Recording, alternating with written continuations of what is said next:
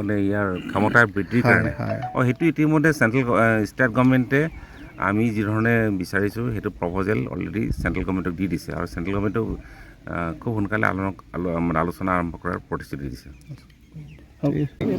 কথা ওলাইছে MSC ইলেকশ্যনত বিজেপি আৰু গণশক্তিৰ মাজত নিজা মানে দস্তুৰ মতে এটা আগৰ পৰাই এটা বুজা পৰা আছে, বন্ধুত্ব আছে, থাকিব বুজা পৰা হৈ থাকিব ইয়াত কোনো ধৰণৰ সংঘাত নহয়, একেই থাকিব যিখিনি হয় আমি আৰু এটা যিহেতু সমষ্টিৰ সংখ্যা বাঢ়িলে 4টা আৰু সেই লৈ সমষ্টি সীমা নিৰ্ধাৰণক লৈও এতিয়া ধৰক কেইবাটাও স্থানত বিভিন্ন ধৰণৰ ঘটনাৰ সন্মুখীন ৰাইজে আৰু আগৰ সমষ্টিত আছিলে, এতিয়া বেলেগ সমষ্টিত নতুন এটা সমষ্টিত যাবলৈ অকণমান আৱেগিক কিছুমান বিষয় জড়িত আছে। কোনো তেনেকুৱা ধৰণৰ সাংঘাতিক কোনো সমস্যা জটিল সমস্যা নাই, ইতিমধ্যে তেওঁলোকে মানি লৈছে আৰু লাহে লাহে এইবিলাক চব ঠিক হৈ যাব। মিচিং স্বায়ত্তশাসিত পৰিষদৰ এটা পৰম্পৰা আমি আৰম্ভ কৰিছোঁ।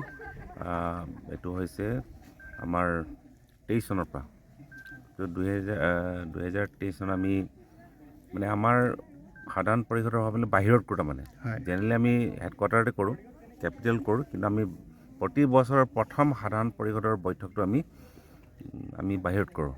আমি প্ৰথমবাৰ কৰিছিলোঁ 2023 চনত শদিয়াত, আৰু দ্বিতীয়বাৰ আমি কৰিছিলোঁ ভুৰৈত কৰিছোঁ, জীয়া ভৰলী, আৰু তৃতীয়টো আমি সাধাৰণ পৰিষদৰ সভা আমি যিটো বছৰৰ প্ৰথম যিটো সভা আমি আজি মাজুলীৰ কোলামুৱাত আমি হামিংবাৰ্ড স্কুলৰ প্ৰাংগণত আমি কৰিবলৈ কাৰণে সিদ্ধান্ত ল'লোঁ। আৰু ইয়াত এটা পৰম্পৰা আছে কি আমি আগদিনাখন আহিব লাগে, আমাৰ কাৰ্যবাহী সদস্য, সাধাৰণ সদস্যসকল আৰু GM বা আমাৰ চেয়াৰমেন অধ্যক্ষ হওক বা মুখ্য কাৰ্যবাহী সদস্য আগদিনাখন আহিব লাগে, আৰু তেওঁলোকে কোনো হোটেল বা চাৰ্কিট হাউচ বা গেষ্ট হাউচ থাকিব নোৱাৰিব, তেওঁলোকে গাঁৱত থাকিব লাগিব। আৰু গাঁৱত থকাৰ যি গাঁৱত থাকিব সেই গাঁৱৰ ৰাইজৰ লগত তেওঁলোকে এটা ভাৱ বিনিময় কৰিব লাগিব, মত বিনিময় কৰিব লাগিব মিচিং স্বায়ত্তশাসিত পৰিষদ সম্পৰ্কে আৰু বিভিন্ন সমস্যা সম্পৰ্কে। আৰু সেই পৰম্পৰা অনুসৰি কালি সকলোৱে আহি উপস্থিত হৈছে আৰু নিৰ্দিষ্ট কৰি দিয়া ঘৰত তেওঁলোকে আছিলে, আৰু এতিয়া আমি ইয়াতে সমবেত হৈছোঁ। ক'বলৈ গ'লে এইটো এটা প্ৰি বাজেট ছেশ্যন নিচিনা, প্ৰাক বাজেট ছেশ্যন। ইয়াত আমি যোৱা বছৰ কি কৰিলোঁ আৰু ক'ত আমি সফল হ'লোঁ, ক'ত আমি বিফল হ'লোঁ, এই সম্পৰ্কে পৰ্যালোচনা হ'ব।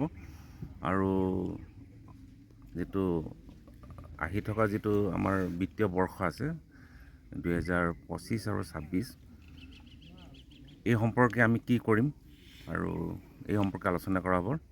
আৰু আমাৰ প্ৰি বাজেট ছেশ্যন, ইয়াত আমি আগন্তুক বাজেটত আমি কি ধৰণৰ আঁচনি ল'ম, আমি অভিযান বা প্ৰকল্প প্ৰগ্ৰাম ল'ম, এই সম্পৰ্কে আমি এটা প্ৰিলিমিনাৰী এটা সিদ্ধান্ত আমি গ্ৰহণ কৰিম। আৰু যিটো সিদ্ধান্তই আমাক আমাৰ পৰৱৰ্তী যিটো বিত্তীয় বৰ্ষৰ আঁচনিসমূহ গ্ৰহণ কৰাত আমাক সহায় কৰিব, আৰু সেইটোৱে হৈছে মূল উদ্দেশ্য আমাৰ যিটো ইয়াতে ছাৰ।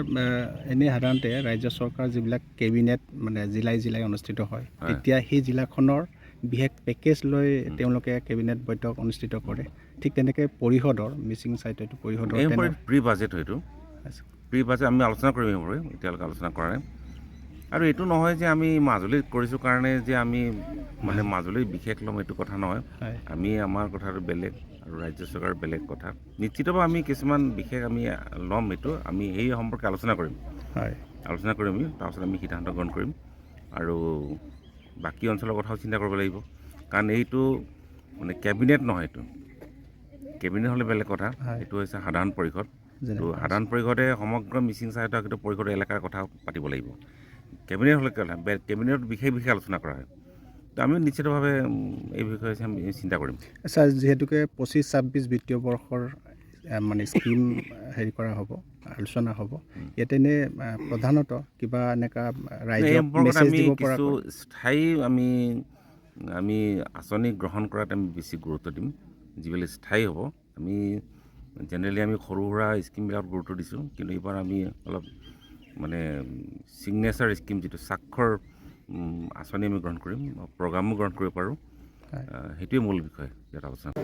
যিহেতুকে আপোনালোকে সকলোৱে জানে আমি NDA আৰু NDA দলত আমাৰ অসম গণ পৰিষদ দল, বিশেষকৈ আমাৰ উত্তৰ অসমত সন্মিলিত গণশক্তি দল, আমি ভাৰতীয় জনতা পাৰ্টি, আমি সকলোৱে মিলি চৰকাৰ পৰিচালনা কৰি আছোঁ। আৰু আমি দলীয়ভাৱে এনেকৈ ৰাজ্যিক পৰ্যায়ত এনেধৰণৰ মিত্ৰতা, যিহেতুকে এইটো সৰু ইলেকশ্যন, এনেধৰণৰ বিশেষ ৰাজ্যিক সিদ্ধান্ত নাই যদিও আমি ক্ষেত্ৰভিত্তিক আমি য'ত আমি NDA আমাৰ সতীৰ্থসকল আছে বা মিত্ৰ দলসমূহ আছে, তেখেতলোকৰ লগত ক্ষেত্ৰভিত্তিক আমি আলোচনা কৰি কি ধৰণে কৰিলে ভাল হয় এইখিনি আমি তিনিওটি দলে আলোচনা কৰি কম দিনৰ ভিতৰতে সিদ্ধান্ত গ্ৰহণ কৰি উচিতভাৱে আমি যাতে ৰাইজে বিচৰা ধৰণে যাতে আমি পঞ্চায়তখন দিব পাৰোঁ, তাৰ বাবে আমি ব্যৱস্থা গ্ৰহণ কৰোঁ।